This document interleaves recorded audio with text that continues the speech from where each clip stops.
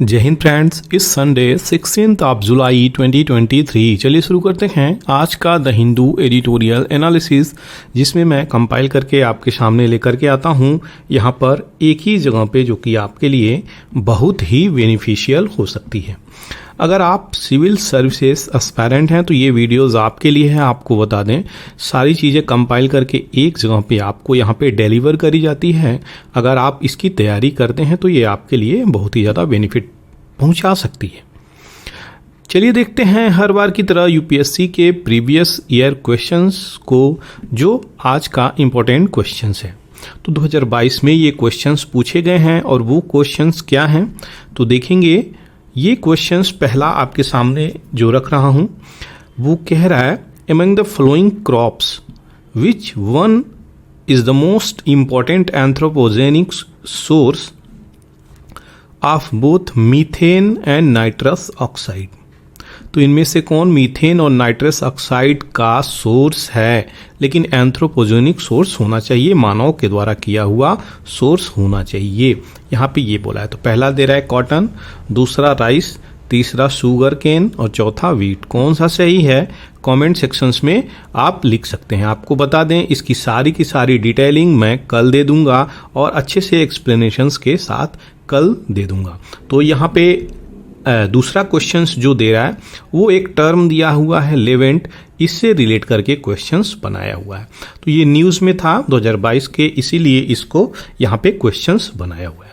तो देखिए यहाँ पे जो क्वेश्चन बना हुआ है बहुत ही इजी है, कोई टफ चीज़ें नहीं है। जो भी चीज़ें यहाँ पे ज्योग्राफी पढ़ा होगा उसको ये चीज़ें ईजिली टैकल करा जा सकता है। तो किसके कंसर्न में ये चीज़ें थी? तो पहला कह रहा है region along eastern Mediterranean shore, region along North African shores stretching from Egypt to Morocco।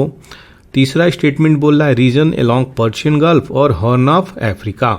चौथा जो कह रहा है entire coastal area of Mediterranean Sea. कौन सा सही है इनमें से आप कमेंट सेक्शंस में लिखिए। नेक्स्ट डे इसकी डिटेलिंग पूरी आपको दी जाएगी, घबराइएगा बिल्कुल भी नहीं। अब जो है पीआईबी का न्यूज़ है जो कि मोस्ट इंपॉर्टेंट हो जाता है। वो सारी चीज़ें डेली पीआईबी न्यूज़ लेकर के आता हूँ। आपको बता दें फ्रेंड्स, अगर आप इस चैनल पे नए हैं तो आपको बता दें, इस चैनल की सारी वीडियोस की पीडीएफ आपको एक जगह पे प्राप्त हो जाती है। अगर आप चाहते हैं कि पीडीएफ डाउनलोड करना और रिवीजन करना, जो कि किसी भी एग्ज़ाम की बैकबोन मानी जाती है, तो आप आसानी से जा कर के टेलीग्राम चैनल को ज्वाइन कर सकते हैं, जिसका लिंक मैं डिस्क्रिप्शन बॉक्स में डाला हुआ हूं। वहां पे सारी पीडीएफ मैं अपलोड कर देता हूं। अब देखेंगे यहाँ पे आईआईटी दिल्ली अपना एक कैंपस शुरू करने वाला है। कहाँ पे? अबू धाबी में। प्रश्न आ सकता है अबू धाबी में कौन सी भारत की आईआईटी अपना रोल प्ले कर रही है? तो क्वेश्चंस ये रहेगा अबू धाबी और दिल्ली। याद रखिएगा ये चीज़ें जो कि इम्पोर्टेंट है। तो ये मेमोरेंडम ऑफ अंडरस्टैंडिंग हुई है, दोनों के आपसी देशों में सहमति हुई है इंस्टीट्यूट को लेके, और यहाँ पे कैंपस आईआईटी दिल्ली की अबू धाबी में शुरू होने वाली है। तो ये चीज़ें हैं, इंपॉर्टेंट है, जो कि आपको बताया। दूसरा क्या है? तो किरण रिजिजू जी जो हैं, ये अर्थ और साइंस मिनिस्ट्री अभी इनको शिफ्ट कर दी गई है, लॉ मिनिस्ट्री को छोड़ दिए हैं लॉ मिनिस्ट्री, क्योंकि बहुत सारे कमेंट करते थे सुप्रीम कोर्ट के कॉलेजियम सिस्टम पे, तो इनको अभी हटा दिया गया है। उसके बाद इनको अर्थ साइंस मिनिस्ट्री सौंप दिया गया है। तो ये मिनिस्टर हैं, ये भी याद रखिएगा, कैबिनेट मिनिस्टर हैं। और ये कहाँ पहुंचे हैं? तो Indian institute of tropical metrology IITM। Questions ये भी आता है, ये इंस्टीट्यूट कहाँ पे है याद रखिएगा। तो ये पुणे में है, याद रखिएगा। पुणे कहाँ है? महाराष्ट्र में पुणे है। दूसरा जो इम्पोर्टेंट निकल के आ रहा है, मोदी यहाँ पे कंग्रेचुलेट किए हैं यूएई को COP28 जो उसके देश में ऑर्गेनाइज होने वाला है। ठीक उसी प्रकार से यूएई के मोहम्मद बिन जायद अल नहान यहाँ पे G20 की भारत की शेरपा मीटिंग जो होने वाली है, भारत में G20 की मीटिंग, उसको लेकर के भारत को कंग्रेचुलेट करते हुए नजर आए हैं। तो दोनों देश के हाईनेस लोग यहाँ पे एक दूसरे को कंग्रेचुलेट करते हुए नजर आ रहे हैं। भारत की ये चीज़ें हैं जो अच्छी चीज़ें हैं। प्राइम मिनिस्टर यहाँ पे नरेंद्र मोदी क्या किए हैं? ट्रिब्यूट किए हैं किसको? तो कामराज को। ये बहुत ही इंपॉर्टेंट पर्सनालिटी है फ्रेंड, इनके बारे में जानना आपके लिए मोस्ट इंपॉर्टेंट हो जाता है। तो उनकी जयंती थी 15 जुलाई को, जिस पे यहाँ पे इनको ट्रिब्यूट करते हुए नजर आए हैं देश के प्राइम मिनिस्टर। याद रखिएगा, ये जो लीडर हैं ज़्यादातर कांग्रेस पार्टी से रिलेट करके देखे जाते हैं। अब देखते हैं कामराज के बारे में, क्योंकि क्वेश्चंस अगर यहाँ से बन जाए कामराज के ऊपर तो आप कैसे डील करेंगे, और क्वेश्चंस कई सारी जगहों पे बना भी है। तो के कामराज इनका पूरा नाम है, कुमार स्वामी कामराज। जन्म की बात करी जाए तो 15 जुलाई, जब आपके 15 जुलाई 1903 को यहाँ पे ये चीज़ें होती हैं, इनकी बर्थ एनिवर्सरी, और 2 अक्टूबर 1975 को इनका डेथ होता है। इनको कामराजर के नाम से जाने जाते हैं। ये एक एक्टिविस्ट के रूप में और पॉलिटिशियंस के रूप में भी कार्य करते थे। चीफ मिनिस्टर सर्व किए हैं तमिलनाडु में, उस समय मद्रास स्टेट के नाम से जाना जाता था। ये चीज़ें याद रखिएगा। तो 1954 से लेकर 63 तक सीएम के रोल पर भी थे, जब नेहरू जी गवर्नमेंट चला रहे थे, देश के प्रथम प्राइम मिनिस्टर। ये फाउंडर भी रह चुके हैं president of Indian National Congress organization के। याद रखिएगा, जो अभी है तो ये फाउंडर मेंबर भी रहे हैं। तो इनको किंग मेकर के रूप में भी जाना जाता है, यानी देश के राजाओं को बनाने के लिए जो लीडर हैं, जो पीएम हैं, उनको भी आगे बढ़ाने के लिए इनका रोल जाना जाता है 1960 से ही। तो ये president of Indian National Congress 2 बार रह चुके हैं, ये भी याद रखिएगा। दूसरी बातें जो हैं, तो लाल बहादुर शास्त्री को इन्हीं की मदद से ऊपर उठाया गया, जो देश के प्रधानमंत्री बने। दूसरी बातें बोली जा रही हैं, नेहरू के बाद अगर देखा जाए तो इंदिरा गांधी को भी ऊपर उठाने में इन्हीं का हाथ है और ये योगदान दिए, इन्हीं लिए इनको किंग मेकर के रूप में बोला जाता है, जो कि आप यहाँ पर देख सकते हैं। जालियांवाला बाग हत्याकांड जब होता है, मशाकर कब होता है जालियांवाला बाग? क्वेश्चंस है आपके सामने, लिख दीजिए कमेंट में जल्दी से अगर आप जानते हो। तो ये जो एक्शंस होता है जालियांवाला बाग मशाकर, ये मशाकर क्या करता है? इनकी लाइफ को बदल के रख देता है, क्योंकि ये बहुत यहाँ पे इन्फ्लुएंस हो जाते हैं इस चीज़ से। क्यों? क्योंकि देश में इस प्रकार का जद्दोजहद होता है, जो इस प्रकार का क्रिमिनल एटीट्यूड लेके आई है ब्रिटिश गवर्नमेंट, तो इनको क्या करता है? इनको चेंज करके रख देता है और यहीं पे डिसाइड करते हैं ये कि अब हम देश में फ्रीडम के लिए लड़ेंगे और फॉरेन का जो रूल है उसको खत्म करने का प्रण ले लेते हैं। यहीं पे गांधी जयंती 2 अक्टूबर 1963 को ये रिजाइन करते हैं अपने ही पोस्ट से, चीफ मिनिस्टर से, और क्या प्रपोज करते हैं? ये इंपॉर्टेंट है, बहुत ही इंपॉर्टेंट है, बहुत ही इंपॉर्टेंट। ये क्वेश्चंस कई बार पूछा भी गया है, याद रखिएगा। तो यहाँ पे क्या प्रपोज करते हैं कि जितने भी सीनियर लीडर हैं कांग्रेस के, यहाँ पे वो रिजाइन करें। क्यों ये प्रपोज करते हैं? स्वयं रिजाइन करने के बाद क्यों प्रपोज करते हैं? तो ये कहते हैं कि जो अब टाइम आ गया है, वो इस प्रकार से ऐसी समय चल रही है कि अपने आप को रिवाइटलाइजेशंस की जरूरत है, कांग्रेस को रिवाइटलाइजेशंस की जरूरत है, और ये नेहरू से भी कहते हैं।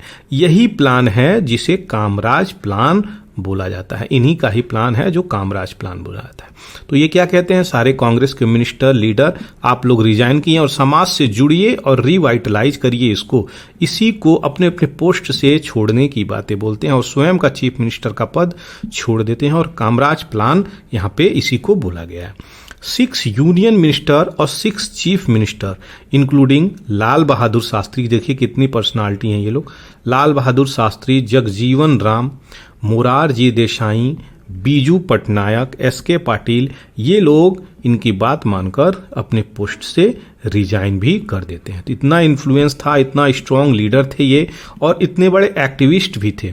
इनकी एक्टिविस्ट सोशल वर्क की बात करी जाए तो मद्रास के नियर बाई में ये बहुत सारे 12 से 15 हजार स्कूल ओपन कराएं, जिसके कारण देश में इतनी बियरिंग कैपेसिटी नहीं थी कि इतना जल्दी इतना कॉलेज, इतना स्कूल ये खुलवाएं, लेकिन इन्होंने स्कूल उस समय खुलवाया और एजुकेशंस पे इनका रोल भी रहा। तो ये चीज़ें हैं, ऐसी पर्सनालिटी थी ये कामराज, जिन्होंने मद्रास के पॉलिटिक्स और देश के पॉलिटिक्स में एक अहम भूमिका प्ले करी। तो यही कामराज प्लान है जिसको हम लोग आज भी याद करते हैं। दूसरी इंपॉर्टेंट चीज़ें इनको लेकर के ये है, जब इस प्रकार की चीज़ें नेहरू जी देखते हैं तो नेहरू जी इनको सीधे दिल्ली बुलाते हैं और दिल्ली में बुला करके इनको प्रेसिडेंट की, आईएनसी की प्रेसिडेंट की पदवी प्रदान करते हैं।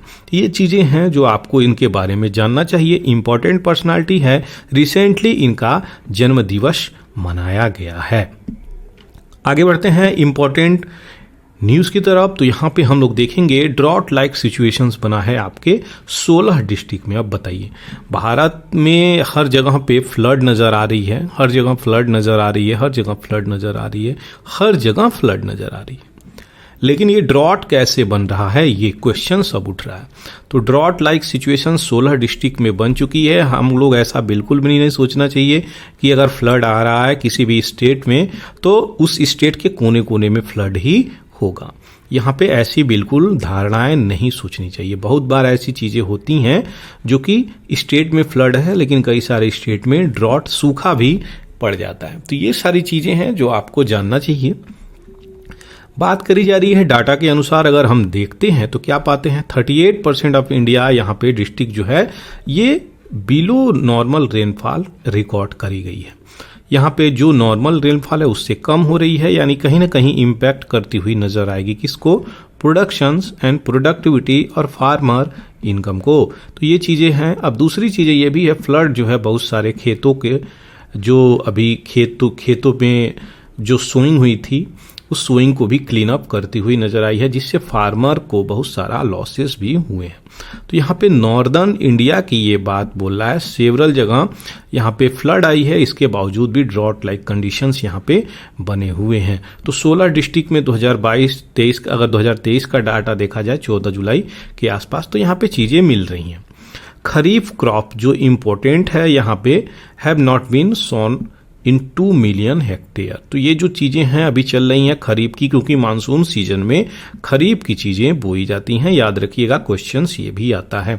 मैं खरीफ की डिटेलिंग दे दूंगा, चिंता करने की कोई ज़रूरत नहीं है। बैकग्राउंड में डिटेलिंग दे दूंगा, क्या खरीफ है, क्या आपका जायद क्रॉप है, क्या राबी क्रॉप है, कब बोया जाता है, वो सारी चीज़ें अभी आपको बता दी जाएगी। चिंता करने की ज़रूरत नहीं है। यहाँ पे अगर बात करें यहाँ पे, तो ड्रॉट रिसर्च यूनिट जो है IMD, इंडिया मेट्रोलॉजिकल डिपार्टमेंट के अंदर ये चीज़ें आती हैं।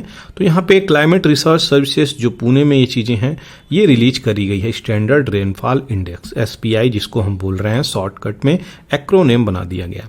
तो यहाँ पे क्या है, 3% की बात करी जा रही है कंट्रिया की एक्सट्रीमली ये ड्राई सिचुएशंस, सूखा सिचुएशंस फेस कर रहा है। तो अपने देश की ये सिचुएशंस है। 5% अगर बात करी जाए तो सीवियरली ड्रॉट है, यानी ड्राई सिचुएशंस फेस कर रहा है, पानी की कमियां। 8% मॉडरेटली मध्यम क्रम में, और 32% की बात करी जाए तो माइल्डली ड्राई सिचुएशंस क्रिएट हो गई है। आप अगर बात करें, अब अगर बात करें हम, तो यहाँ पे खरीफ का जो सीजन है उस सीजन में यहाँ पे 2 मिलियन हेक्टेयर के पास कोई भी बुआई नहीं हो सकती, क्योंकि वहाँ पे ड्राई लाइक सिचुएशंस क्रिएट हो गया है। इंडिया के कई प्रांतों में फ्लड आया है, कई प्रांतों में ड्राई लाइक सिचुएशंस हुई है। ये चीज़ें जो इम्पैक्ट कर रही हैं भारत की प्रोडक्शन और प्रोडक्टिविटी को। अब वो डिस्ट्रिक्ट कौन कौन है, तो 6 डिस्ट्रिक्ट झारखंड में है, 1 डिस्ट्रिक्ट उड़ीसा में है, 2 डिस्ट्रिक्ट की बात करी जाए तो वेस्ट बंगाल में चल रहा है, 3 में बिहार है, 5 में उत्तर प्रदेश है और 2 में महाराष्ट्र कर्नाटका है। मणिपुर भी इससे अछूता नहीं रहा, तमिलनाडु भी इससे अछूता नहीं रहा, अरुणाचल प्रदेश मेघालय भी इससे अछूता नहीं रहा। इन स्टेटों को भी ये इम्पैक्ट करता हुआ नजर आ रहा है। देखिए आपको एक चीज़ हम यहाँ पर बता देना चाहते हैं कि ये जो वर्ष है ना, अल नीनो का ईयर है, प्लस मानसून डिले से भी थोड़ा सा आया है, इसलिए जो मानसून की शिफ्टिंग भी हुई है वो नॉर्थ की तरफ चली गई है। तो नॉर्थ की तरफ ज़्यादा बाढ़ें आ रही हैं, ज़्यादा प्रभावित चीज़ें हो रही हैं, और जो हम लोगों का ईस्टर्न बेल्ट है वो थोड़ा इम्पैक्ट होता हुआ नजर आ रहा है। ड्राई लाइक सिचुएशंस थोड़ी थोड़ी उत्तर प्रदेश में, झारखंड में, उड़ीसा में, इन जगहों पे होती हुई नजर आ रही है। 245 डिस्ट्रिक्ट की अगर बात करी जाए यहाँ पे, तो 20 से 59% तक यहाँ पे देख सकते हैं कम वर्षा हुई है नॉर्मल की तुलना में। तो ये बिगेस्ट डिक्लाइन है। जो अगर बात करी जाए प्रोडक्शंस के रेंज में, तो अरहर को अगर हम देखते हैं तो 38% की बात करी जाए तो यहाँ पे डिक्लाइन हुई है। वहीं पे मूंग की बात करी जाए तो 7 पॉइंट के अप्रॉक्स में ये चीज़ें बढ़ती हुई नज़र आ रही हैं। बिगेस्ट रिडक्शंस की बात करी जाए तो सनफ्लावर, सोयाबीन में भी हुई है, यानी इनके भी दाम बढ़ने वाले हैं, याद रखिएगा अभी। तो ये जो हैवी रेन है राजस्थान में चल रही है और ह्यूज जंप हुई है, ये चीज़ें किसमें, तो वहाँ पे जब हैवी रेन हुई है तो पर्ल, मिलेट, सॉरगुम इनके कल्टीवेशंस में यहाँ पे वृद्धि हुई है, बढ़ोतरी हुई है।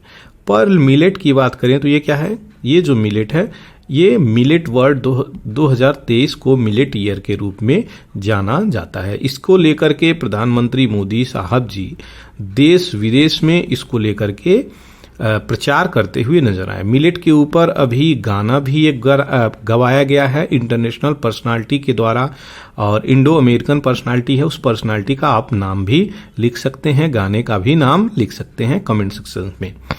यहाँ पे क्या बोला गया है, तो 45.6% मोर सरगम यहाँ पे चीजें हुई हैं लास्ट ईयर की अगर तुलना करें। तो ये थी सारी डिटेलिंग जो इम्पैक्ट कर रही है क्या, क्लाइमेट चेंज की वजह से कहीं ड्रॉट हो रहा है, कहीं फेमाइन आ रहा है, कहीं फ्लड आ रहा है, स्टार्वेशंस भी कहीं कहीं देखने को मिल ही जाता है। अब हम जल्दी से देखेंगे क्या इंपॉर्टेंट चीजें हैं बैकग्राउंड डिटेलिंग के साथ। तो ये तीनों आपको बताया था मैं बैकग्राउंड में दूंगा। तो ये कब इनको बुआई और कटाई की जाती है, तो जुलाई अक्टूबर में, अक्टूबर फरवरी में, मार्च और जून में। क्रॉप्स कौन कौन आते हैं जो कि क्वेश्चंस कई बार बना दिए जाते हैं, तो आप ध्यान से देखिए। ये बारिश का सीजन है जब मानसून प्रवेश करता है जून में। तो यहाँ पे क्या होता है, राइस, मेज, ज्वार, बाजरा, सोयाबीन, कॉटन, जूट, उड़द दाल, मूंग दाल, उड़द, तूर दाल। तो ये जो दलहन है और चावल है, ज़्यादा से ज़्यादा दलहन चावल इसी में होते हैं। लेकिन राबी क्रॉप में क्या होता है, राबी क्रॉप को ऐसे याद रखिएगा, BMWM। तो ये क्या हो गया, बार्ली, ये क्या हो गया, BMW था ना, हाँ BMWM, बार्ली में, बार्ली, मस्टर्ड और व्हीट। ये इंपॉर्टेंट है जो कि आपको बता रहा, बार्ली, व्हीट और मस्टर्ड। तो BMW ये तीन चीजें हो गई। और जो आपका हुआ ग्राम एंड पी, ये चीजें याद रखिएगा, इससे क्वेश्चंस बनने का एरिया है, क्योंकि ये जो ग्राम है, चना जिसको बोलते हैं, मटर इसको बोलते हैं, ये आपके राबी फसल में आता है। ये जो है जैद फसल मार्च के सीजन में आता है, इसको समर क्रॉप के लिए ज़्यादा जाना जाता है। वाटरमेलन, मस्कमेलन, कुकुम्बर, वेजिटेबल, जितने भी खीरा, ककड़ी ये लोग होते हैं, ये इसी सीजन में उगाए जाते हैं। विंटर क्रॉप राबी को बोला जाता है। मानसून क्रॉप जिसमें पानी की ज़्यादा आवश्यकता पड़ती है वो खरीफ में होता है। आशा करते हैं सारी चीज़ें क्लियर हो गई होंगी। अगर कोई भी डाउट हो तो आपके लिए कमेंट सेक्शंस खुला है।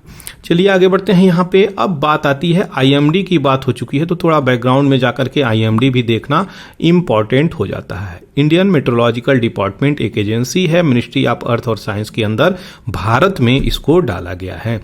प्रिंसिपल एजेंसी जो कि रिस्पॉन्सिबल है किसके लिए, तो ये क्या चीजें चल रही हैं क्लाइमेट को लेकर, वेदर को लेकर, उसके बारे में फोरकास्ट करता है। साथ ही साथ इससे बिल्कुल कंफ्यूज नहीं होना है कि जो सिस्मोलॉजी है उसके लिए भी ये कार्य करता है। ये क्या होता है, जो भी भूकंप और औधी चीजें हैं, भूकंप के लिए क्या चीजें हैं, उस पे भी ये रिसर्च करता है। याद रखिएगा, केवल ये नहीं कि वेदर और क्लाइमेट को रिसर्च करता है।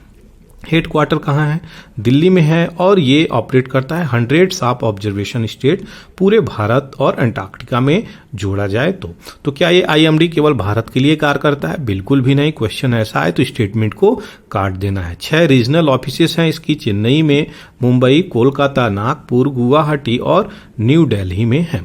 फॉर्मेशंस की अगर बात करें तो 15 जनवरी 1875 बाबा आदम जमाना का ये बॉडी है। याद रखिएगा 15 जनवरी 1875, याद रखिएगा।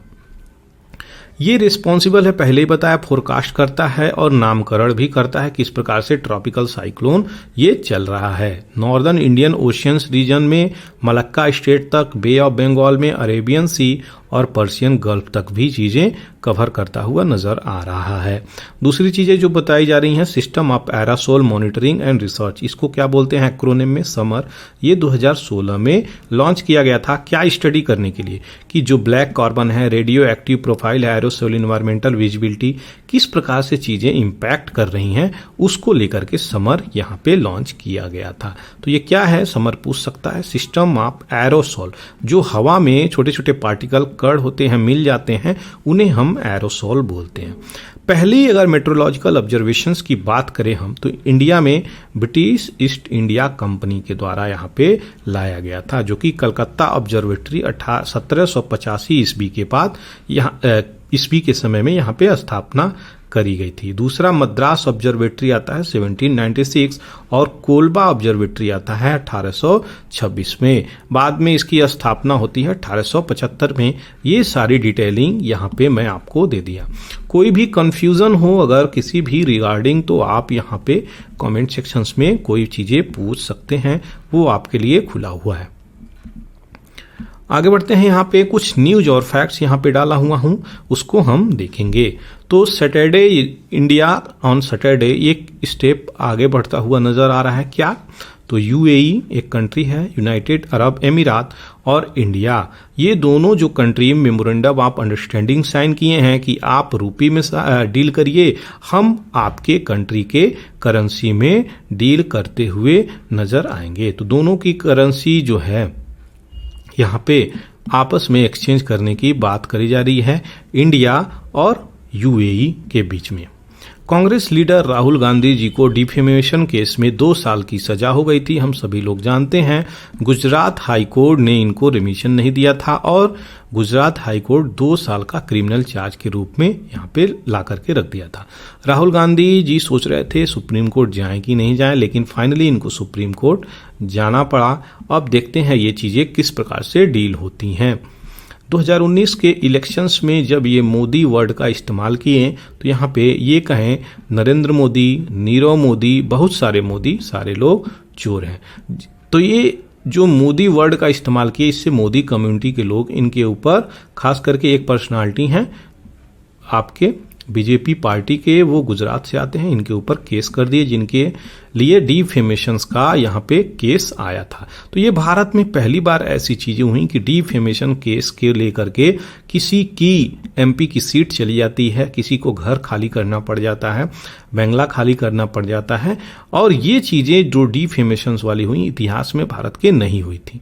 आयुष्मान भारत योजना यहाँ पे उसके अंदर आर्टिफिशियल इंटेलिजेंस लाई जाने की बातें बोली जा रही हैं ताकि जो भी फ्रॉड हो रही है उसको बचाया जा सके। अच्छा, ये फ्रॉड हो कैसे रही है? तो सबसे पहले आपको बता दें, ये होता है आधार कार्ड, दूसरा होता है रोल हॉस्पिटल का, तीसरा होता है रोल यहाँ पे जो गवर्नमेंट है यहाँ पे।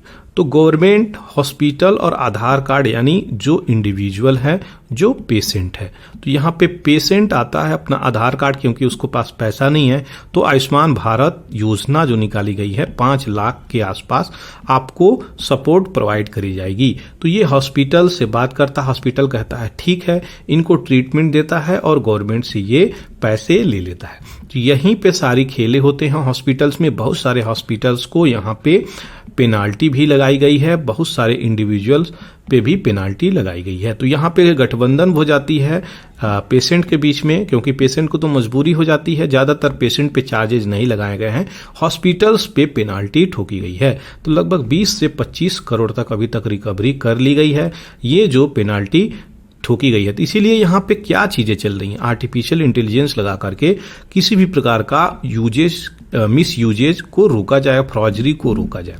इसमें क्या होगा, बायोमेट्रिक स्ट्रॉन्ग करी जाएगी, हर प्रकार का इंफॉर्मेशन डिजिटली लिया जाएगा ताकि कोई भी लूप होल्स ना बच सके। मोदी गवर्नमेंट महाराष्ट्र में यहाँ पे जो धारवी है, धारवी क्या है, स्लम एरिया है। कहाँ पर? मुंबई में बहुत ही विशाल धारवी एक स्लम एरिया है आपके बीचों बीच मुंबई में। तो वो सारी की सारी जगह को अदानी ग्रुप को एलोकेट करी जा रही है कि किस प्रकार से वहां पे डेवलपमेंट करा जाएगा। ये चीजें याद रखिएगा। आगे बढ़ते हैं अब नए एडिटोरियल के लिए, जो आज का सबसे सुपर पावर एडिटोरियल है तो वो है पोलियो। पोलियो क्या है? पोलियो एक बीमारी है, पोलियोमिलाइटिस, ये वायरस है और ये एक डिजीज है जिसे हम पोलियो बोलते हैं। इससे क्या होता है, बच्चे शारीरिक रूप से अपंग हो जाते हैं, तो अपंग डिसेबल्ड हो जाते हैं, जिसके कारण यहाँ पे उनकी क्षमताओं में यहाँ पे कमियां हो जाती हैं। इसी को लेकर के WHO प्लान चलाया था कि जो वर्ल्ड से पोलियो को हटाना है और 2000 इसका टारगेट रखा गया। तो 2000 तक इसका टारगेट रखा गया था, कमिटमेंट रखा गया था कि हम इसको हटाएंगे, लेकिन इसमें जो है बाद में जाकर के चीजें चेंज कर दी जाती हैं। तो ये इरागेट किया गया था कि ओनली पोलियो वायरस को अब हम एलिमिनेट करेंगे। ये पोलियो वायरस तो है लेकिन वाइल्ड पोलियो वायरस अलग है। आपको बता दें वाइल्ड पोलियो वायरस की अगर हम बात करें तो यहाँ पे 1, 2 और 3 ये 3 प्रकार के वायरस होते हैं। वाइल्ड पोलियो वायरस की हम बात करें अगर तो 3 प्रकार के वायरस होते हैं, इनकी भी डिटेलिंग आपको दिया जाएगा, चिंता करने की बातें नहीं है। तो इराडिकेट करने की बातें चल रही हैं क्या यहाँ पे VDPV, तो यहाँ पे इराडिकेट करने की बातें बोली जा रही हैं वायरस को, और वैक्सीन डिराइव पोलियो वायरस और वैक्सीन एसोसिएटेड पैरालिटिक पोलियोमिलाइटिस, तो ये VAPP है और VDPP है। तो ये चीज़ें याद रखिएगा। और इनमें क्या अंतर है, तो इसमें वैक्सीन दिया जाता है VDPV में, इसमें क्या होता है VAPP में ये ओरल प्रकार की वायरस होती है, यानी सीधे मुंह में आपको ड्रॉपलेट दी जाती है। तो ये जो है ऑब्जेक्टिव इनके अंदर से बाहर कर लिया गया और सीधे जो है यहाँ पे इराडिकेट करेगा ओनली पोलियो वायरस, तो इस पे शिफ्ट कर दिया गया है। आपको बता दें वाइल्ड पोलियो वायरस जो है ज़्यादातर अफ्रीकन नेशंस में इम्पैक्ट करता हुआ नज़र आया है। अब इसका कारण क्या है अगर हम देखें तो डेवलपिंग कंट्री जो हैं वो यूज करती हैं। अच्छा, डेवलपिंग कंट्री कौन हो गई, तो डेवलपिंग कंट्री में आपके भारत आता है, आपका इंडोनेशिया आता है, बहुत सारे साउथ ईस्ट एशिया नेशंस आते हैं, अफ्रीकन नेशंस भी कुछ कुछ आ जाते हैं। तो ये चीज़ें हैं जो आपको यहाँ पे मैं बता रहा हूँ। अब क्या हो रहा है, तो ओरल पोलियो यानी सीधे जो 2 बूंद जिंदगी की अमिताभ जी ऐड करते थे ना, उन्हीं की बातों को याद करिए, और 2 बूंद जिंदगी की यहाँ पे यही ओरल पोलियो वायरस है। तो ओरल पोलियो सीधे मुंह में 2 ड्रॉप डालना, ओरल पोलियो दवाई जिस रूप में हमें दी जाती है उसी को ओरल पोलियो वैक्सीन की बातें बोली जा रही हैं।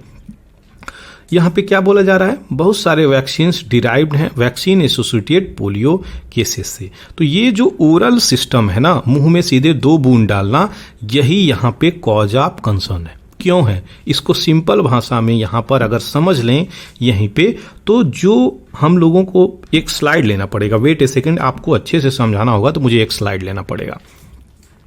यहाँ पे 2 प्रकार के वायरस हैं, पहले और दूसरे। एक आ जाते हैं, अगर कोई भी वैक्सीन हम बनाते हैं, चाहे ओरल वैक्सीन हो चाहे ये इंजेक्टेबल वैक्सीन हो, तो यहाँ पे क्या होते हैं, एक जीवित होते हैं अधमरे, आधे जीवित आधा मरे, एक कंप्लीट डेड होते हैं।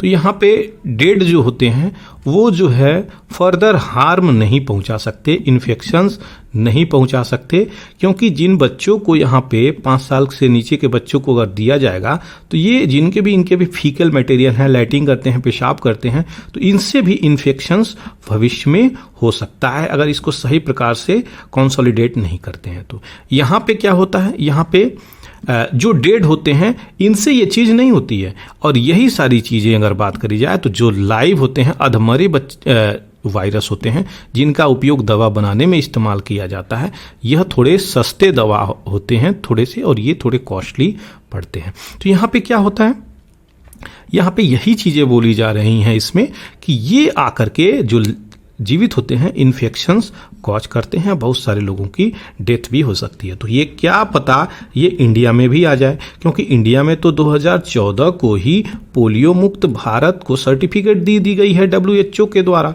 तो यहाँ पे तो सर्टिफिकेट हम 2014 में प्राप्त कर चुके हैं कि पोलियो भारत में नहीं है, लेकिन परंतु किंतु बंधु क्या पता, क्योंकि पाकिस्तान में भी है और सारे रीजनल कंट्री में भी हैं, तो जो भी रीजनल कंट्री है वहाँ से तो ट्रांसफ़र होके आ सकता है। इसलिए हमें अभियान तो जारी रखना चाहिए पोलियो का, ये भी इंपॉर्टेंट है। खास करके दूसरी जो बातें यहाँ पे बोली जा रही हैं कि जो ओरल पोलियो सिस्टम हम लोग ड्रॉप पिला रहे हैं, यहाँ से इन्फेक्शंस निकल के आ रहा है और ये कॉज ऑफ कंसर्न है। यहाँ पे यही इशू यहाँ पे बताई जा रही है जो आपको मैं समझा रहा हूँ। तो लास्ट केस अगर हम बात करें यहाँ पे टाइप 2 पोलियो वायरस की, तो यहाँ पे क्या निकल के आ रहा है, तो रिपोर्ट किया गया अक्टूबर 1999 में इंडिया से और डिक्लेयर किया गया है इराडिकेटेड ग्लोबली 2015 में। टाइप 2 जो है 2015 में ख़त्म कर दिया गया है, ये चीज़ें याद रखिएगा। तो टाइप 2 पोलियो वायरस का जो 3 केस है वाइल्ड, वो तो हम टाइप 2 का ख़त्म कर दिया। अब कौन सा बचता है, 1 और 3, 1 और 3 यहाँ पर बच जाता है। More than 90% of the vaccine derived polio virus की बात करें अगर, तो ये आउटब्रेक जो फैल रहा है ये due to type 2 virus present in oral polio. तो यहाँ पे सीधे सीधे ये इंपॉर्टेंट लाइन को आप समझेंगे, सारी की सारी हिस्ट्री क्लियर हो जाएगी। तो जो हम लोग ओरल पोलियो ड्रॉप पिला रहे हैं अपने बच्चों को, उससे कम तो हो रही है लेकिन उससे फैल भी रही है, यहाँ पे ये लाइन यही बोल रही है। तो ओरल पोलियो वैक्सीन जो अपने बच्चों को हम लोग दे रहे हैं, इससे और भी ज़्यादा संक्रमण होती हुई नज़र आ रही है, लोगों को भी इन्फेक्ट करती हुई नज़र आ रही है। ये परमानेंट WHO इसको रिकमेंड नहीं किया था, इमरजेंसी सिचुएशंस में इसको बोला था रिकमेंड करने के लिए। तो ये चीज़ें हैं जो अभी देखने योग्य चीज़ें हैं। बहुत सारे केसेस ऐसे भी आए हुए हैं यहाँ पे VAPP की। तो यहाँ पे क्या है, type 3 virus occur in country using the vaccine. तो ये यहाँ पे चीज़ें हैं जो टाइप 3 भी चीज़ें चल रही हैं। अब जो आपको यहाँ पे चीज़ें बताया उसको थोड़ा सा और डिटेल में जाकर के अगर देखें तो यहाँ पे देखेंगे आप इस स्लाइड में, जो कि बहुत सारी चीज़ें क्लियर कर देगा।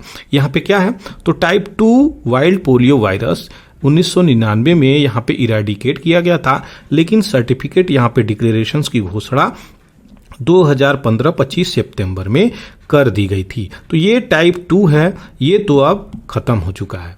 बच गए 1, बच गए 2, ये इन्फेक्ट करते हुए नजर आ रहे हैं। लेकिन टाइप 3 की बात करी जाए तो 2012 में ये केस एक बार निकला था। ये जो केस है ये निकलता हुआ नजर आ रहा है, लेकिन यहाँ पे WHO का रोल इंपॉर्टेंट हो जाता है कि किस प्रकार से जो इमरजेंसी सिचुएशंस में मुंह में पिलाने वाले 2 बूंद जिंदगी की ड्रॉप को किस प्रकार से रेगुलेट करेगा। ये सीधे वाइल्ड पोलियो पे ही बस इफेक्ट कर रहा है, वाइल्ड पोलियो पे ही कार्य कर रहा है WHO, ये यहाँ पे बातें बोली जा रही हैं। तो आखिर में क्यों ये सब चीज़ें आपको मैं बता रहा हूँ, क्योंकि केसेस अभी रिसेंटली अफ्रीका में भी कई सारे वाइल्ड पोलियो के निकल रहे हैं। तो यहाँ पे जो हम ओरल जो वैक्सीन्स दे रहे हैं अपने बच्चों को 2 बूंद जिंदगी की, उनसे इन्फेक्शंस कॉज हो रहा है और ये जो डिसेबल्ड बच्चे पैदा हो रहे हैं, यहाँ पे ये सारा कंसर्न रिलेट करके निकल रहा है। तो टाइप 2 जो वायरस है और ज़्यादा इम्पैक्ट करता हुआ नज़र यहाँ पे आ रहा है, क्योंकि हम लोग इसी के रिगार्डिंग में चीज़ें बनाए थे। तो आशा करते हैं ये सब चीज़ें जो बता रहा हूँ आपको यहाँ पे वो क्लियर हो रही होंगी।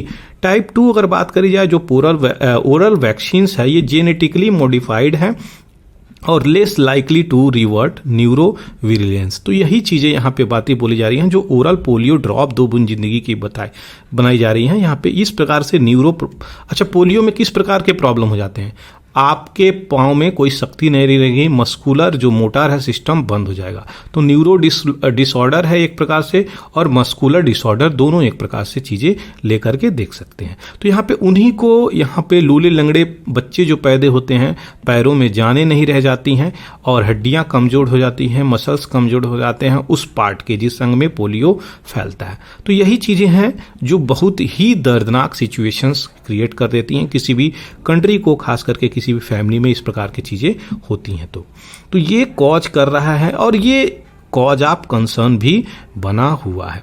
साउथ ईस्ट एशिया रीजन में अगर WHO की यहाँ पे देखें तो इंडिया को बात करी जाए, सर्टिफाइड किया गया था, पोलियो फ्री हैं आप भैया, सर्टिफिकेट ले लीजिए। RCC याद रखिएगा, ये बॉडी क्वेश्चंस आया हुआ है। ये क्या है, रीजनल सर्टिफिकेशन कमीशन, RCC ने 27 मार्च 2014 को ही आपको सर्टिफिकेट प्रोवाइड किया था। दूसरी बात क्या बोली जा रही है, तो इंडिया रिपोर्ट किया था अंतिम पोलियो वायरस आपके हावड़ा जिला में, जो कि वेस्ट बंगाल में पड़ता है, 2011 में। अब देखिए 2011 से लेकर के 2014, 11 से लेकर के 14 तक, यानी 12, 13 और 14 में हमको सर्टिफिकेट मिल गया।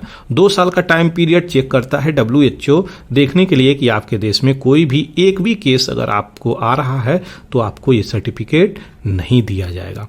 ये इसका टाइमलाइन है, ये इसकी एक थ्रेशोल्ड सीमा है जो ये जज करता है WHO। तो हम लोगों को तो 2014 में प्रोवाइड किया गया, लेकिन पाकिस्तान में फ्री नहीं है पोलियो, रीजनल कंट्री में फ्री नहीं है पोलियो। तो ट्रेवल करके कभी भी आ सकता है, क्योंकि वायरस की कोई सीमाएं नहीं होती हैं। ठीक, उसी प्रकार से देख सकते हैं जैसे कि कोरोना वायरस इम्पैक्ट किया था।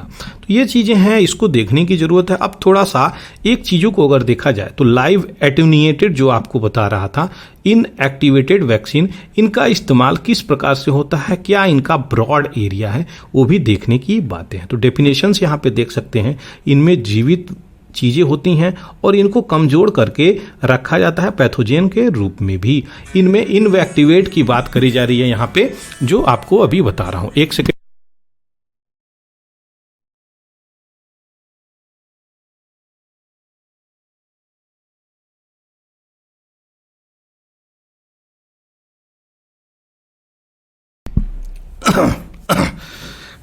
गला सूख जाता है। तो यहाँ पे यही सारी चीज़ें बताई जा रही हैं कि इनमें पैथोजन की सारी चीज़ें यहाँ पे किल करके यूज होती हैं। जो इनएक्टिवेटेड होते हैं, इनमें डेड वायरस के रूप में भी लगभग डेड होते हैं, ये इनमें इस्तेमाल किया जाता है। इनमें लगभग जीवित होते हैं अधमरे, जो आपको बताया। इम्यून रिस्पॉन्स करने के लिए ये स्ट्रांगली स्टिमुलेट करते हैं और ये इम्पैक्ट भी करते हैं, ऐसा नहीं है कि ये इम्पैक्ट नहीं करते हैं। दूसरी चीज़ें, ये वीकर और लेस इफेक्टिव होते हैं थोड़े से इम्यून रिस्पॉन्सिबल में। क्यों? क्योंकि ये डेड होते हैं, इसलिए थोड़ा सा वीक होते हैं, लेकिन कार्य ये करते हैं। पैथोजन वाइबिलिटी की अगर बात करें तो यहाँ पे ये एप्लीकेबल होता है। दूसरी चीज़ें, ये पैथोजेंस के लिए ज़्यादा एप्लीकेबल नहीं होता है। डिफरेंट टाइप्स की बात करें तो लाइव एटेन्यूएटेड जो वायरल हैं वैक्सीन्स, ये इनका प्रयोग करते हैं।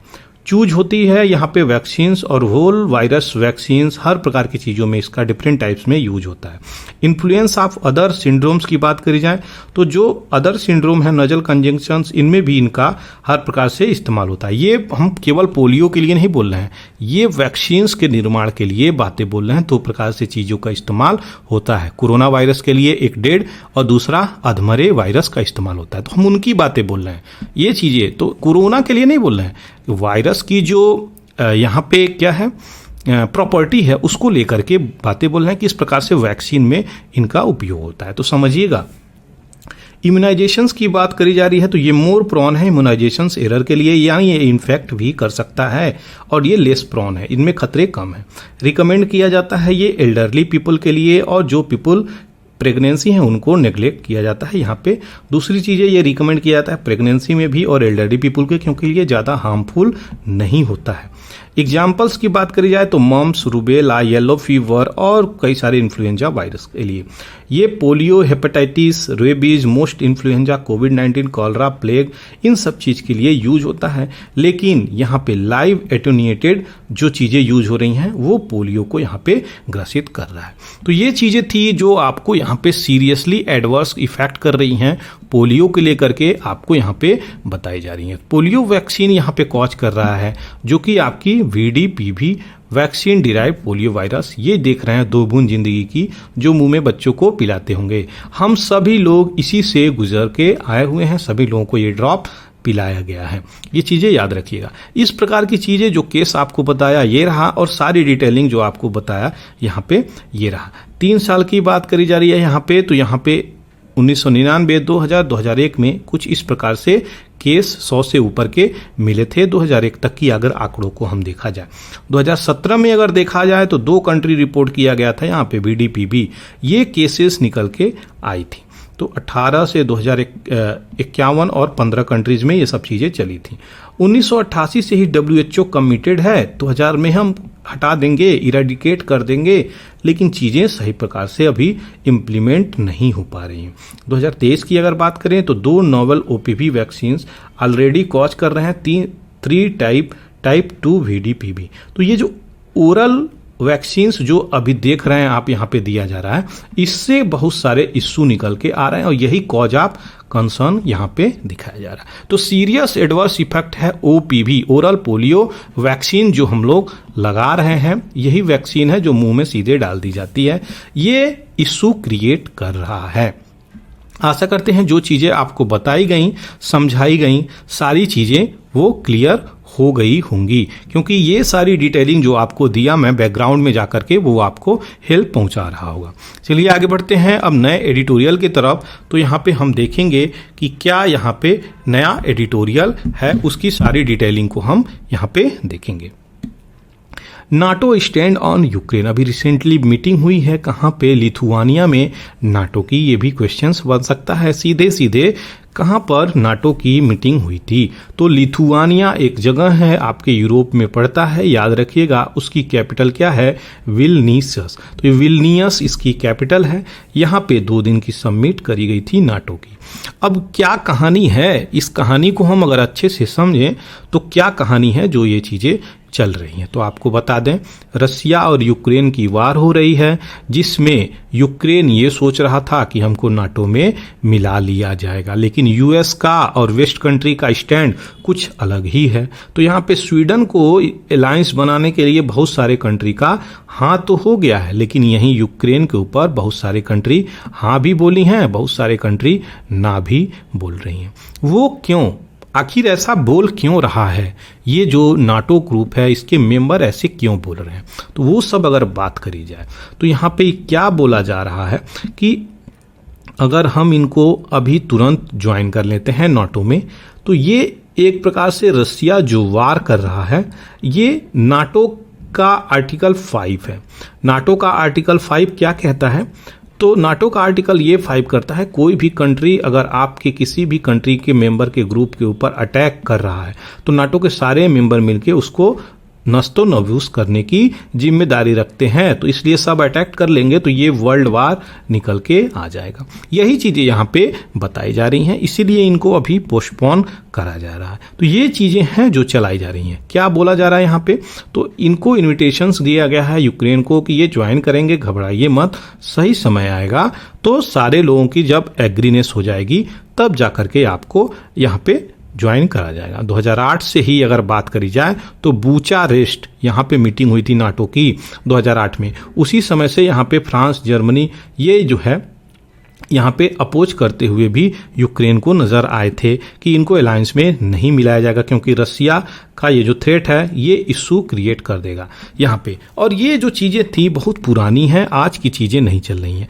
यूक्रेन की बात करी जाए तो अगर उनको सुनाया ये गया है कि आपको कोऑपरेशन मिलता रहेगा, आपको बड़े बड़े मिसाइल, बड़े बड़े पटाखे आपको दिए जाएंगे यूक्रेन के द्वारा, बड़े बड़े चरखे और जहाज आपको दिए जाएंगे, घबराइए मत आप, सारे पटाखों की ज़रूरत होगी, सारे पटाखे आपको दिए जाएंगे, सब पटाखे आप भड़ाक भड़ाक दिवाली पे फोड़िए, कोई ज़रूरत नहीं है, हमको आपको पूरा सपोर्ट करना है, लेकिन आपको नाटो में अभी हम नहीं मिला सकते। देखिए क्या गेम चल रहा है यहाँ पे, यही सारी चीज़ें यहाँ पे बताई गई हैं। तो नाटो काउंसिल के मेंबर में यहाँ इनको कॉपरेशंस करता हुआ दिखाएगा।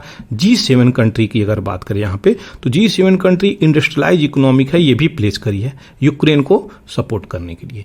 अब बताइए, G7 कंट्री भी कर रही है, वेस्ट वाले भी कर रहे हैं, नाटो के मेंबर कर ही रहे हैं। तो मिलिट्री ट्रेनिंग को दी जा रही है, इंस्टीट्यूशनल सपोर्ट भी जा रही है नाटो मेंबर के द्वारा। समिट से पहले की बात करी जाए तो फ्रांस भी यहाँ पे स्कैल्प, जो कि इंपॉर्टेंट है, क्वेश्चंस बन सकता है, तो ये भी स्कैल्प अपना रेंज मिसाइल दिया था यूक्रेन को। जर्मनी अनाउंस किया है मिलिट्री पैकेज देने के लिए, नाटो मेंबर तो सपोर्ट कर ही रहे हैं, एयरक्राफ्ट से, कम्बैट ट्रेनिंग से, हर प्रकार का सपोर्ट इनको दिया जा रहा है। लेकिन परंतु किंतु मिलिट्री की सप्लाई यहाँ पे चल रही है और नाटो के मेंबर से यहाँ पे नाटो में इनको इंक्लूड अभी नहीं किया जा रहा है, तो बेचारे थोड़े से दुखी थे।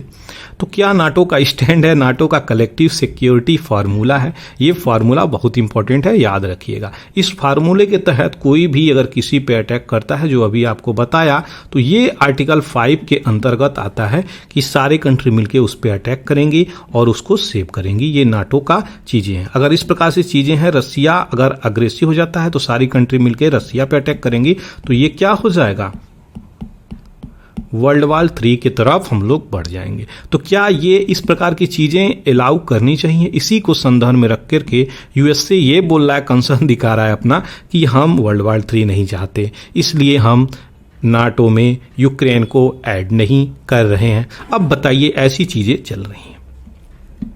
यहाँ पे आगे देखा जाए अगर, तो जो अलायंस है ये फॉर्म किया गया था 1949 में, 12 मेंबर की कंट्री अगर यहाँ पे थी, तो यूरोप और नॉर्थ अमेरिका को भी ऐड करके 12 मेंबर यहाँ पर थे।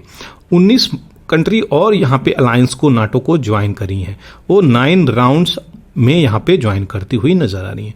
पहले रसिया का नाम सोवियत यूनियन था, यूएसएसआर बोला जाता था। जब इसका 1991 में विघटन हुआ तो यूएस और यूके यहाँ पे बहुत सारे प्रॉमिस भी किए थे रसिया से कि हम कोई भी कंट्री को एक्सटेंड नहीं करेंगे, यानी 1 इंच भी यहाँ पर आपका बॉर्डर नहीं लिया जाएगा जो भी विघटन हुआ है। तो ये डील हुआ था यूएस से और यूएसआर में डील हुआ था। लेकिन परंतु 1999 में क्या हुआ, चेक रिपब्लिक आया, हंगरी आया, पोलैंड आया, सारे फॉर्मर एलाइज थे। ये सब किसके थे, सोवियत यूनियन के ही पार्ट थे, जो कि विघटन होकर के 13 से 14 कंट्री टूट के अपनी यूरोप में भी गई हैं। ये चीज़ें याद रखिएगा। तो नाटो में आ जाती हैं और ज्वाइन कर लेती हैं। दूसरी चीज़ें क्या बातें बोली जा रही हैं, 2004 में 7 मोर ईस्ट यूरोपियन कंट्री यहाँ पे ज्वाइन कर रही हैं अलायंस। उसके बाद Baltic Republic, Estonia, Latvia, Lithuania, ये सब जो हैं बॉर्डर ही तो शेयर करते हैं रसिया से, जो कि इंपॉर्टेंट है। तो नाटो जो है एक्सपेंड करता हुआ जा रहा है। 9 में, 17 में, 22 में, 23 में जो बात करी जा रही है यहाँ पे फिनलैंड, क्रोएशिया, मोंटीनेग्रो और फिनलैंड, स्वीडन यहाँ पे set to be its 3rd member. तो यहाँ पे स्वीडन जो बात करी जा रही है वेटिंग लिस्ट में है, 32वां कंट्री के रूप में यहाँ पे जुड़ सकता है। याद रहे 31 स्टेट इसमें है। अब नाटो नाटो नाटो इतना हो गया तो नाटो को देखना इंपॉर्टेंट हो जाता है। ये क्या है, तो एक प्रकार से अलायंस है और इंटर गवर्नमेंटल मिलिट्री अलायंस है। ये वर्ड याद रखिएगा, इंटर गवर्नमेंटल मिलिट्री अलायंस, यानी हर देश के ग्रुप जो भी नाटो को ज्वाइन करेंगे सबकी एक ग्रुपिंग होगी। 31 मेंबर हैं, 29 European, 2 north American country. World war second के बाद निर्माण हुआ था, ट्रीटी साइन की गई थी वाशिंगटन डीसी में 4 अप्रैल 1949 को। एक कलेक्टिव सिक्योरिटी सिस्टम के तहत कार्य किया करता है, जो अभी आपको बताया। ऑफिशियल लैंग्वेज 2 है, इंग्लिश और फ्रेंच। मोटो की बात करी जाए तो ये आपके सामने रहा, अ माइंड अनफिटर इन डेलिबरेशंस। तो बहुत अच्छी मोटो है। नाटो का हेडक्वार्टर 2 जगह पे है, पहला ब्रुसेल्स बेल्जियम में, और मिलिट्री हेडक्वार्टर की बात करी जाए तो मॉन्स बेल्जियम में। रिसेंटली फिनलैंड को यहाँ पे ज्वाइन किया गया 4 अप्रैल 2023 में, और ये 74 साल के बाद चीजें चल रही हैं। स्वीडन की अगर बात करी जाए यहाँ पे तो वेटिंग लिस्ट में ये चीजें आई हैं, स्वीडन भी वेटिंग लिस्ट में पड़ा हुआ है। तो ये सारी चीजें जो आपको बताया जा रहा है बैकग्राउंड डिटेल में वो इंपॉर्टेंट है, उसको याद रखिएगा। 2018 में यूक्रेन और जॉर्जिया ऑफर किए जाते हैं बुचारेस्ट के समिट में, जो 2008 में नाटो की समिट होती है, अभी बता रहा। तो यहाँ पे जैसे ही 2008 में ये बोला जा रहा है कि यूक्रेन एंड जॉर्जिया को ऐड किया जाएगा, व्लादिमीर पुतिन की तरह ही यहाँ पे कौन थे उस वक्त, तो बोरिस येल्तिन थे जो रसिया के यहाँ पे प्रेसिडेंट थे। तो ये क्या यहाँ पे ये कहते हैं कि ये तो गलत बात है और इसका एक्सपेंशन आप लोग कहते नहीं होगा। तो ये वार्न करते हैं नाटो को ही, कौन, बोरिस येल्सिन, जो कि पुतिन के प्रीडिसेसर थे, बहुत पहले पुतिन के ये आए थे। तो रसिया का मूव जो है स्विफ्टली कहाँ पर हुआ, 2014 में क्रीमिया को हथिया लेता है, क्रीमिया को अटैक करके क्रीमिया को अपने में मिला लेता है। तो ये जो एक पेनिनसुला है यहाँ पे होस्ट करता है रसिया, ब्लैक सी फ्लीट और यहाँ पे कैथरीन ऑफ ग्रेट। ये चीजें हैं ब्लैक सी में जाने के लिए, यहाँ पे इसको रसिया को बहुत इंपॉर्टेंट हो जाता है, क्योंकि ये ब्लैक सी जो मीडियम है वो कनेक्टिविटी प्रदान करता है इसके सी वेज को, शिप्स को। नहीं तो ये किस प्रकार से जाएगा, लैंड रूट से ही जाएगा। तो सारी चीजें ब्लैक सी के लिए भी यहाँ पे एक प्रकार से इश्यू निकल के आ रही हैं। रसिया जो लैंग्वेज बोलते हैं, यूक्रेन के डोनबास वाले रीजन में लोग रहते हैं। तो यूक्रेन का अगर ये मैप हो गया तो ये जो यूक्रेन का रीजन है ये डोनबास वाला रीजन है, ईस्टर्न, जो बाउंड्री टच करती है किससे, आपके रसिया से। तो यहाँ पे बहुत सारे रशियन स्पीकिंग पीपुल हैं और प्रो रशियंस भी ज़्यादातर हैं यहाँ पे, इसलिए यहाँ पे चीज़ें चल रही हैं। ये अपने लोगों के लिए भी लड़ाई लड़ रहा है। तो यहाँ पे सारी चीज़ें यूक्रेन और रसिया की लड़ाई वाली चीज़ें आपको बता दी गई हैं। जो भी क्वेश्चंस यहाँ पे हो सकता है मैं सारी चीज़ों को डील किया हूँ। आशा करते हैं चीज़ें क्लियर हो गई होंगी। कोई डाउट होगा तो आप कमेंट सेक्शंस में लिख सकते हैं। चलिए आगे बढ़ते हैं। चंद्रयान जो है उसको लेकर के यहाँ पे चीजें आई हैं। तो क्या क्या पेलोड हैं, पेलोड क्या होते हैं, सबसे पहले वो देखेंगे, क्या क्या पेलोड हैं वो देखेंगे, और किस प्रकार से चंद्रयान है उसकी डिटेलिंग को भी बैकग्राउंड में जा करके देखेंगे, क्योंकि एडिटोरियल आया हुआ है, इसको छोड़ नहीं सकते। तो पेलोड क्या होता है, अगर ये मिसाइल है,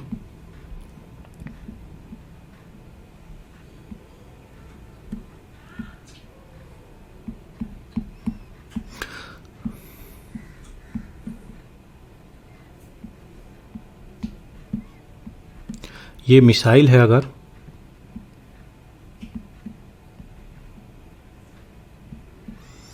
तो मिसाइल का ये पार्ट में पेलोड होता है। ये बूस्टर होते हैं, दो साइड लगे होते हैं सॉलिड प्रोपल्सन से, तो सॉलिड प्रोपल्सन से बूस्टर होते हैं और पेलोड जो है इसमें रखे जाते हैं। ये क्या होते हैं? पेलोड एक प्रकार का इक्विपमेंट होता है जिसके अंदर लैंडर, रोवर, ये सारी चीज़ें होती हैं और जा करके जहाँ पर भेजना होता है वहाँ उतरते हैं और लैंडर के अंदर से निकलता है रोवर, जिसे रोबोट भी जान सकते हैं। तो इसके अंदर 6 पहिए लगे होते हैं, 6 पहिए के माध्यम से वहाँ पर धीरे धीरे वो मूव करता हुआ वहाँ का मिनरल, एटमॉस्फेयर, टोपोग्राफी, जियोग्राफी सब चीज़ स्टडी करता है और ऑर्बिटर से ये रिलेट करता है, ये ऑर्बिटर से संपर्क करता है, ऑर्बिटर हमको इन्फॉर्मेशन भेजता है। तो ये चीज़ें हैं पेलोड के बारे में, आशा करते हैं चीज़ें क्लियर हो गई होंगी। अब जल्दी से हम ये देखेंगे कि ये जो चीज़ें हैं वो है क्या। तो इसके अंदर लैंडर के पास 4 पेलोड हैं जिनका नाम है क्या? चेस्ट, रामभा, लीसा और LRA। ये इंपॉर्टेंट है, याद रखिएगा इनका नाम। ये चेस्ट क्या करता है? तो thermal properties of lunar regolith, यानी किस प्रकार का टेम्परेचर है चंद्रमा पे, उनको जाकर के पोलर रीजन में, साउदर्न रीजन की बात करी जाए। अच्छा, हम लोग चंद्रमा जो भेज रहे हैं वो चंद्रमा के साउदर्न पार्ट में हम लोग भेज रहे हैं और ये चंद्रमा पे साउदर्न पार्ट में भेजने वाली पहली ऐसी कंट्री होगी अगर सफल हो जाते हैं तो इनको जाकर के रीड करेगा। लैंगम्यूर प्रोब यानी चंद्रमा पर जाकर के ये जांच करेगी, मेजर करेगी कि किस सरफेस टेम्परेचर की डेंसिटी क्या है। तो ये यहाँ पे उस प्लाज्मा डेंसिटी को रीड करती हुई भी नजर आएगी। दूसरी बात करी जा रही है लूनर सिस्मिक एक्टिविटी की यहाँ पे, तो किस प्रकार से चंद्रमा पे चीज़ें चल रही हैं, भूकंप वाली चीज़ें, सिस्मिक एक्टिविटी किस प्रकार से चल रही हैं, वहाँ पे उसको मेजर करती हुई नजर आएगी। लेजर रेट्रोफैक्टरी एरे, ये क्या है? तो ये पैसिव एक्सपेरिमेंट है समझने के लिए कि जो मून का चीज़ें हैं उस डायनेमिक को किस प्रकार से वहाँ पे चीज़ें बदल रही हैं, क्या चीज़ें चल रही हैं, ये LRA इम्पैक्ट करेगा। तो जो रोवर है laser induced breakdown spectrometer LIBS यहाँ पे लगाया हुआ है और AP एक्सेस इसके अंदर डाली गई हैं। ये चीज़ें हैं alpha particle X ray spectrometer design किया गया है कि ये स्टडी करेगी केमिकल और मिनरल, जो भी खनिज है वहाँ पे उसको स्टडी करके लूनर सरफेस की चीज़ें हम तक यहाँ पे भेजेंगी। प्रोपल्सन मॉड्यूल की बात करी जाए, तीसरा अगर देखा जाए तो इसमें एक पेलोड है। ये क्या करेगी? इसका एक्रोनिम सेप है। ये क्या है? क्वेश्चन पूछ सकता है। जो प्रोपल्सन मॉड्यूल में पेलोड लगाए गए हैं उसके अंदर सेप है, उसका फुल फॉर्म क्या है? तो स्पेक्ट्रोपोलैरिमेट्री ऑफ हैबिटेबल प्लैनेट अर्थ। यह चीज याद रखिएगा जो कि इंपॉर्टेंट है, स्टडी करेगी अर्थ फ्रॉम लूनर ऑर्बिट से। तो यही चीजें हैं, ये पृथ्वी की स्टडी करने के लिए सेप को भेजा गया है और लूनर ऑर्बिट से पृथ्वी की स्टडी करेगी, जो कि इंपॉर्टेंट है, बहुत ही इंपॉर्टेंट हो जाएगी। अब थोड़ा जो भी चीज़ें आपको बताया उसकी डिटेलिंग को अगर देखा जाए तो हम जो व्हीकल इस्तेमाल किए हैं ये यान को भेजने के लिए, ये क्वेश्चंस बनेगा। क्या है वो? LVM-3M4 चंद्रयान 3 मिशन के लिए हम लोग यही व्हीकल भेजे हैं। लैंडर पेलोड जो अभी आपको बताया, रंभा, चेस्ट, एल्सा, इसके अंदर ये चीज़ें आती हैं। रोवर पेलोड की बात करी जाए तो APX, लिप्स आती हैं। प्रोपल्सल मॉड्यूल में एक है जो सेप है, बहुत इंपॉर्टेंट है, पृथ्वी को परीक्षण करेंगी, ये पृथ्वी का परीक्षण करेंगी चंद्रमा के ऑर्बिट से। अब अगर बात करी जाए इस डेस्टिनेशंस मून की, तो आप देख सकते हैं किस प्रकार से 3-4 बार ये जो है यही पार्ट इंपॉर्टेंट होता है, याद रखिएगा। ये पार्ट आपको, ये जो पार्ट है यहाँ तक, ये क्या कहते हैं? ये सॉलिड रॉकेट बूस्टर होते हैं 2, जो इस रॉकेट को लेकर के ऊपर जाते हैं। ये पार्ट, ये पार्ट, ये पार्ट, सारे पार्ट पृथ्वी पे ही निकल के आ जाते हैं। आसमान में चंद्रमा तक यही पार्ट है जो पहुंचेगा। तो LVM-3M4 का यूज हुआ है। हाइट की बात करी जाए तो 43.5 मीटर है। ये चीज़ें प्रोपल्सन मॉड्यूल लगाई गई है। मास की बात करी जाए तो 2145 kg। पावर की बात करी जाए यहाँ पे तो 738 यहाँ पे लगाई गई है। ये वाट लगाई गई है आपके किसमें? रोवर में, याद रखिएगा। ये चीज़ें हैं लोअर की केजी 26 kg, पावर 50 वाट और पेलोड। ये यूज हुई है। तो जिस प्रकार से ये निकलता है और जाता है, ये देखिए, तो हर प्रकार से ये पृथ्वी का चक्कर लगाता है और पुनः जाकर के अर्थ ऑर्बिट से जब लूनर ऑर्बिट में इसको डाला जाता है तो ठीक उसी प्रकार से ही और चक्कर लगाता हुआ, और चंद्रमा और ये पृथ्वी दो हो गई। तो मान लीजिए यहां से हम लॉन्च किए तो पहले हम ऐसे जो मूव करती है ऐसे राउंड करती हुई नजर आएगी। तो यहाँ पे सबसे कम जो डिस्टेंस है ऑर्बिट की लगभग 100 से 120 किलोमीटर, और बाद में जो ऑर्बिट की डिस्टेंस हो जाती है 36,000 किलोमीटर के आसपास तक। तो यहाँ से ये निकल के आती है और चंद्रमा की राउंडिंग लगाती हुई नजर आ रही है। तो ठीक इसी प्रकार से जब सबसे कम डिस्टेंस हो जाता है लगभग 100 किलोमीटर, तब जाकर के इसको लैंड कराया जाता है ताकि सॉफ्ट लैंडिंग हो सके। इस प्रकार प्रोसीजर यही है। पिछली बार हम लोग केवल लैंडिंग में फेल हो गए थे, बाकी हम लोगों का ऑर्बिटर तो 100% सक्सेस रहा था। अब देखिए जो सॉफ्ट लैंडिंग है वो हम करा पाते हैं, तो ये हमारे लिए बहुत ही बड़ा अचीवमेंट हो जाएगा। ये चीज़ें हैं जो आपको यहाँ पे भी दी गई हैं, श्रीहरिकोटा से लॉन्च करा गया है। इसमें क्या क्या पेलोड लगाए गए हैं और ये 3 इसके ऑब्जेक्टिव हैं जो कि इम्पोर्टेंट है। तो पहला, सॉफ्ट लैंडिंग कराई जाएगी चंद्रमा के सरफेस पे, और जो रोवर चलता है चंद्रमा पे उसको किस प्रकार से निकाला जाएगा वहाँ पे यूज किया जाएगा। वहाँ के इन सिटू एक साइंटिफिक एक्सपेरिमेंट को कंडक्ट किया जाएगा। 14 जुलाई 2023 को इसको डाला गया है। तो आशा करते हैं ये चीज़ें जो अभी आपको एक्सप्लेन कर रहा हूँ वो पिक्चर के माध्यम से यहाँ पे चीज़ें आपको क्लियर हो गई होंगी। तो जो प्रोपल्सन मॉड्यूल है यहाँ पे वो आपको यहाँ पे मैं क्लियर बता दिया किस प्रकार से चीज़ें चलेंगी, और इसकी मिशन की जो प्रोफाइलिंग है यहाँ पे दे दी गई हैं। तो सारी डिटेलिंग इंजेक्शन से लेकर के इंसर्टर तक, यानी अर्थ ऑर्बिट से लेकर के लूनर ऑर्बिट तक हम कैसे पहुँचते हैं ये चीज़ें। और सबसे इम्पॉर्टेंट चीज़ें ये है कि जो डेट तय किया गया है 14 जुलाई, तो आपको बता दें इस समय इम्पॉर्टेंट होता है। यहाँ पे जो रोशनी होती है ना पृथ्वी पे, ये भी होती है, और रोशनी जब पहुँचेगा 23 अगस्त, इस डेट को फिक्स कर लीजिए। 23 अगस्त माना जा रहा है, यहाँ तक 23 अगस्त को जाकर के चंद्रमा पे हम लैंडिंग कर जाएंगे। तो यहाँ पे जो डेट है 23 अगस्त, यहाँ पर भी जाकर के यहाँ पे चंद्रमा पर उजाला रहेगा। तो ये चीज़ें हैं जो इस्तेमाल करी जा रही हैं पूरी की पूरी। एक लूनर यहाँ पे डे मानी जा रही है लूनर मंथ में, तो यहाँ पे एक लूनर मंथ में 14 दिन के आसपास चीज़ें होती हैं जो कि चेंज होती हैं आपको समय दर समय। यहाँ पे सारी डिटेलिंग इसकी दे दी गई है। आशा करते हैं चंद्रयान 3 को लेकर के सारी चीज़ें आपकी क्लियर हो गई होंगी। दूसरी तरफ अगर सफलता की बात करी जाए तो ये अगस्त में यहाँ पे पहुँचेगा, और ये चौथी ऐसी कंट्री होगी यूएस के बाद, रसिया के बाद, चाइना के बाद, जो इस प्रकार का एक्शंस लेगा। लेकिन अगर हम सफल हो जाते हैं तो ये जो हम mission, manned mission, Gaganyaan mission, आदमियों को अपने स्पेस में भेजने की बातें बोली जा रही है गगनयान मिशन के तहत, जिसमें भी हमें सफलता मिलती हुई नजर आएगी, ग्रेट अचीवमेंट मिलती हुई नजर आएगी। तो ये थी सारी डिटेलिंग जो अभी आपको बताया। आशा करते हैं चीज़ें क्लियर हो गई होंगी। कोई भी क्वेश्चंस, क्वेरी आप कमेंट सेक्शंस में कर सकते हैं। यहाँ पे सीधे देख सकते हैं फ्रांस के प्रेसिडेंट इमैनुअल मैक्रोन यहाँ पे दिख रहे हैं, और इनको सैंडलवुड सितार गिफ्ट करते हुए नजर आए हैं अपने देश के प्राइम मिनिस्टर मोदी साहब। तो ये सितार है, ये सैंडल का बना हुआ है, चंदन की लकड़ी से बना हुआ है, याद रखिएगा। और ये डिफेंस डील भी यहाँ पे हुई है। तो राफेल की जो डील हुई है और तीव्र गति से हो गई है, जल्दी जल्दी भारत में आना भी शुरू हुआ है। और क्या डील हुई है कि भारत का रोल भी यहाँ पे होगा इसको मैन्युफैक्चर करने में। तो हाल जो है हिंदुस्तान एरोनॉटिकल लिमिटेड कंपनी यहाँ पे अपना रोल प्ले करेगी। तो ये थी सारी डिटेलिंग। G20 मीटिंग होने वाली है यहाँ पे, याद रखिएगा सितंबर में, उसकी तैयारी जोरों से चल रही है। G20 मेंबर की बात करी जाए तो यहाँ पे अगर देखें बैकग्राउंड में जाकर के, G20 नेशंस कुछ इस प्रकार से दिखेंगे। सबसे पहले Argentina, Australia, Brazil, Canada, China और फ्रांस, जर्मनी और भारत, जिसे हम इंडिया बोलते हैं। तो इसलिए इस बार भारत जो है इसको ही अगुवाई कर रहा है।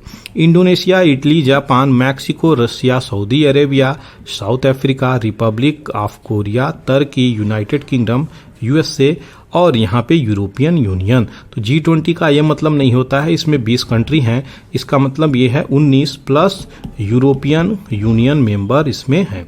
याद रखिएगा यूरोपियन मेंबर में कितने कंट्री हैं, तो 27 कंट्री हैं, ये भी याद रखिएगा, क्वेश्चंस बन सकता है। पेरिस में जो एक बच्चे की स्ट्रीट में गोली मारकर पुलिस के द्वारा हत्या कर दी गई थी, उसको लेकर के प्रोटेस्ट चल रहा था। तो कोर्ट यहाँ पे बैन किया है प्रोटेस्ट ना करें पुलिस के खिलाफ, क्योंकि वायलेंस बहुत ज़्यादा हो रहा है। ये चीज़ें याद रखिएगा। हैवी रेन यहाँ पे 22 लोगों की जानें ले ली हैं। कहाँ पे, साउथ कोरिया में। तो देखिए यहाँ पे ऐसा नहीं है, क्लाइमेट चेंज केवल भारत को इम्पैक्ट कर रहा है, चाइना को इम्पैक्ट कर रहा है, यूएस को इम्पैक्ट कर रहा है। यहाँ पे हर कंट्री को इम्पैक्ट करना हुआ नजर आ रहा है, चाहे आप छोटी कंट्री हो, चाहे आप बड़े कंट्री हो, चाहे और भी बड़े कंट्री हो, किसी भी देश के कोने में, विश्व के कोने में हो, सबको इम्पैक्ट करता हुआ नजर आ रहा है। क्योंकि क्लाइमेट चेंज का कोई बाउंड्री नहीं हो सकता, इसलिए ये चीजें इम्पैक्ट करती हुई नजर आ रही हैं। साउथ कोरिया की बात करी जाए तो अगर लोकेशंस हम देखना चाहेंगे बैकग्राउंड में, तो आप देख सकते हैं ये आपका चाइना हो गया, ये आपका नॉर्थ कोरिया हो गया, ये आपका साउथ कोरिया। तो साउथ कोरिया और नॉर्थ कोरिया के बॉर्डर को किस नाम से जाने जाते हैं, ये मेरा क्वेश्चन आपसे है, कमेंट सेक्शंस में जरूर लिखिएगा। तो ये देख सकते हैं यहाँ पे कुछ माउंट चीरी नेशनल पार्क हैं, माउंट वोराक नेशनल पार्क है, माउंट सोंगई हैं। ये तो इम्पोर्टेंट है इनके कंट्री के लिए, लेकिन अगर हम देखा जाए तो कोरिया स्ट्रेट और तुशीमा स्ट्रेट और चेजू स्ट्रेट ये इम्पोर्टेंट है स्ट्रेट, कोई आइलैंड है ये। यहाँ पे ये चीज़ें देखिएगा, LOC यहाँ पे पड़ता है, ईस्टर्न ईस्ट सी जिसे सी आप जापान बोलते हैं, यहाँ पे दोनों साइड इसके पड़ता है, इम्पोर्टेंट है। अच्छा, क्या कैपिटल है साउथ कोरिया की, क्या कैपिटल है नॉर्थ कोरिया की, वो भी कमेंट सेक्शन में आप लिख सकते हैं।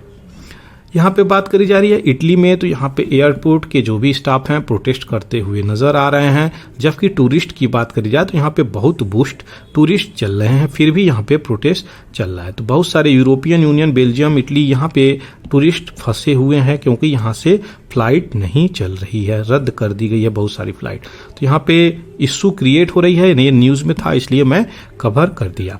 आशा करते हैं जो चीज़ें यहाँ पे दी गई होंगी सारी चीज़ें वो क्लियर हो गई होंगी। अगर कोई भी डाउट, कोई भी क्वेरी, कोई क्वेश्चंस आपको होता है तो कमेंट सेक्शंस खुला है, वहाँ से आप पूछ सकते हैं। Thank you for watching the Hindu editorial analysis bye पूरा एकेडमी। जय हिंद, जय भारत।